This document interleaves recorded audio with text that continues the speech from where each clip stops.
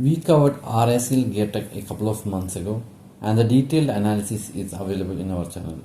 We will do a quick follow-up today. This is not a buy or sell advice. On a year-on-year basis, RACL posted very strong growth of 22% after a few years of underperformance. Similarly, very strong growth was visible in EBITDA and profit after tax numbers as well. Even if we look at the company's results on a sequential basis, good growth is visible quarter over quarter as well. In the 9 months, two-wheeler segment contributed to 29% of the revenue, followed by recreational vehicles at 21% and commercial vehicle segment contributing to 19% of the revenue. The company has announced a capital expenditure of 77 crores for the next financial year. Out of the 77 crores, 34 crores goes into replacing the heat treatment plant from LPG to electric heating and is expected to be completed by February 2027, and another 34 to 35 crores for production capex at their plants in Gajraula and Noida.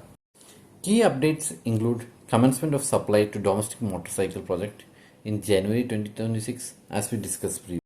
In this particular project, the company's recent concall mentioned that the demand has been very strong and they are considering expanding the plant to meet the increased demand. Secondly, the launch of TVS Norton sometime this year is a positive as RSL is a key supplier. Thirdly, the plan for supply to BMW project named Venus is ready. Thirdly, KTM's revival and reduction of old inventory would help RSL increase its sales.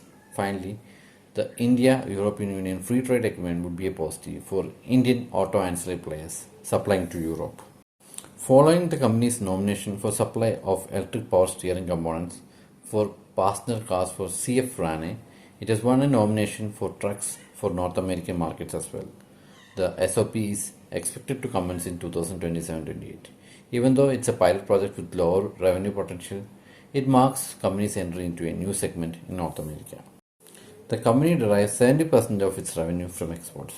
The company expects the exports revenue to stay around 65%, as its supply to Kubota will be through Escorts Kubota and will be categorized as a domestic business. To have an idea of the sales of its customers, we looked at the disclosure of Escorts Kubota. They have reported sales volume growth of 46% and 20% in January and February 2026 on a year-on-year basis. However, geopolitical tensions remains a key risk. Demand from Europe was seen to be improving. However, the rise in gas prices due to the war would be a setback for Europe.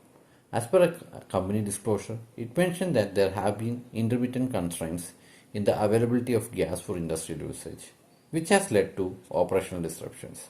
This could be a dampener to the revenue growth in the short term until the issues are stabilized.